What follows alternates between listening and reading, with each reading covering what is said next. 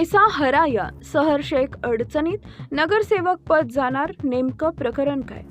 ठाणे महानगरपालिका निवडणुकीच्या रिंगणात राष्ट्रवादी काँग्रेसचे शरद पवार गट नेते जितेंद्र आव्हाड यांना थेट आव्हान देणारे युनूस शेख आणि त्यांच्या कन्या नगरसेविका सहर शेख सध्या मोठ्या कायदेशीर कचाट्यात सापडले.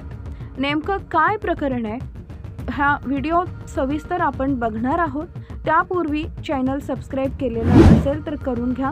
डेली अशाच ताज्या न्यूज अपडेट सर्वात फास्ट बघण्यासाठी आणि बाजूस असलेली घंटी दाबायला विसरू नका.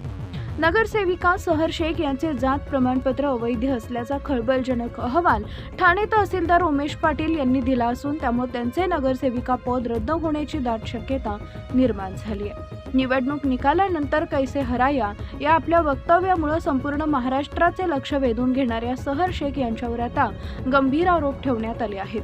तक्रारदार जावेद सिद्दीकी यांनी केलेल्या पाठपुराव्यानंतर प्रशासकीय चौकशीत धक्कादायक बाबी समोर आल्या. तहसीलदार उमेश पाटील यांनी सादर केलेल्या अहवालानुसार सहर शेख यांनी 1-2 नव्हे तर तब्बल 4 शासकीय कार्यालयाची दिशाभूल केल्याचा ठपका ठेवण्यात आलाय. तपासात असं निष्पन्न आहे की सहर शेख या मूळच्या उत्तर प्रदेशातील गाझियाबाद येथील रहिवासी आहेत. नियमानुसार दुसऱ्या राज्यातील रहिवासी असताना त्यांनी महाराष्ट्रात आरक्षणाचे फायदे पदरात पाडून घेण्यासाठी जात प्रमाणपत्राचा गैरवापर केल्याचं प्रथमदर्शनी सिद्ध झालंय. त्यांचे वडील युनूस शेख यांचेही जात प्रमाणपत्र अवैध असल्याचं तक्रारीत म्हटलं होतं, ज्यामध्ये आता तथ्य नसल्याचं प्रशासकीय स्तरावर मान्य करण्यात आलंय. कळवा मुंब्रा परिसरात जितेंद्र आव्हाडांविरोधात राजकीय शड्डू ठोकणाऱ्या शेख कुटुंबियांसाठी हा मोठा प्रशासकीय धक्का मानला जातोय. जात पडताळणी प्रमाणपत्र अवैध ठरल्यानं आता सहर शेख यांचं नगरसेवक पद जाणार की त्या विरोधात न्यायालयात दाद मागणार याकडे राजकीय वर्तुळाचं लक्ष लागलंय. या प्रकरणामुळे ठाणे महापालिकेच्या राजकारणात मोठी खळबळ उडाली आहे. जानेवारी महिन्यात पार पडलेल्या ठाणे महानगरपालिका निवडणुकीत ज्यांच्या कैसा हराया या डायलॉगची चर्चा गल्लीपासून दिल्लीपर्यंत झाली, त्या तक्रारदार सिद्दीकी अहमद यांनी पुराव्यांसह केलेल्या तक्रारीनुसार या प्रकरणात प्रशासकीय नियमांची मोठी पायमल्ली झाल्याचा संशय व्यक्त केला जातोय. सहर शेख यांचे वडील युनूस शेख हे मूळचे उत्तर प्रदेशातील गाझियाबाद येथील रहिवासी आहेत. नियमानुसार इतर राज्यातून महाराष्ट्रात स्थलांतरित झालेल्या व्यक्तींना नमुना 10 लागतो. मात्र युनूस शेख यांनी जाणीवपूर्वक अधिकाऱ्यांची दिशाभूल करत नमुना 8चा वापर करत महाराष्ट्राच्या इतर मागास प्रवर्गाचा ओबीसी दाखला मिळवल्याचा ठपका तक्रारीत ठेवण्यात आलाय. याच बनावट कागदपत्रांच्या आधारे सहर शेख यांनी मुंबई शहर जिल्हाधिकारी कार्यालयातून जात प्रमाणपत्र मिळवले आणि ठाणे महापालिका निवडणुकीत विजय संपादन केला. तक्रारदार सिद्दीकी अहमद यांनी ठाणे उपविभागीय अधिकारी कार्यालयात या वैधतेवर आक्षेप घेतल्यानं आता प्रशासकीय चौकशीत सहर शेख यांचं पद धोक्यात आलंय.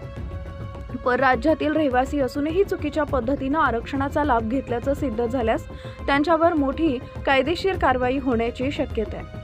18 मार्चची सुनावणी युनूस शेख यांनी प्रकृतीचं कारण देत टाळली असली तरी 23 मार्च रोजी पार पडलेल्या दुसऱ्या सुनावणीत ठाणे तहसीलदारांनी सादर केलेल्या पुराव्यांवरून गंभीर ताशेरे ओढले.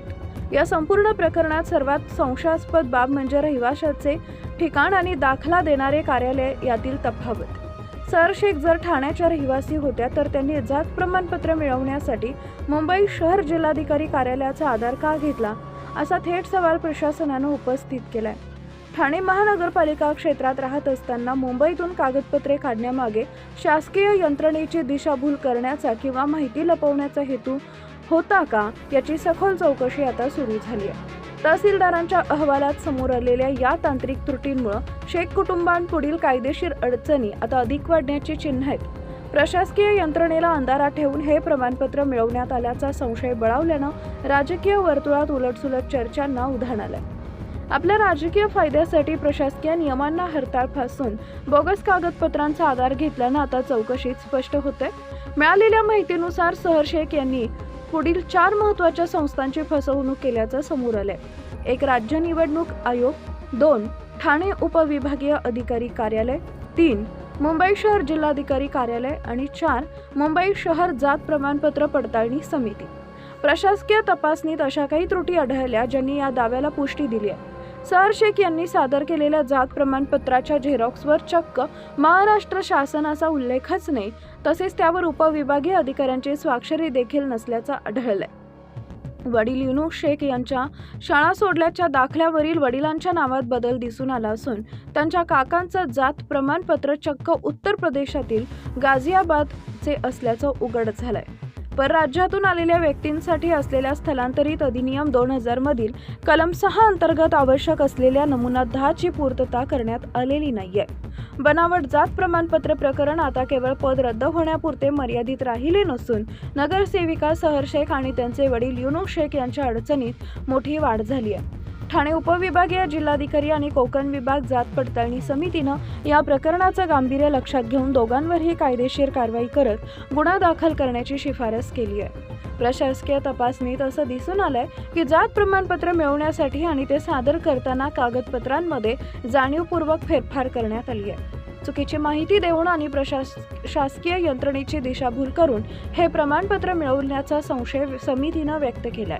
केवळ राजकीय कारकीर्दच नव्हे तर आता फौजदारी गुन्ह्याचाही सामना शेख कुटुंबाला करावा लागू शकतो. प्रशासनाच्या या शिफारसीनंतर आता पोलीस प्रशासन काय पावलं उचलते आणि या प्रकरणाला कोणतं नवं वळण मिळते याकडे संपूर्ण राजकीय वर्तुळाचं लक्ष लागलंय.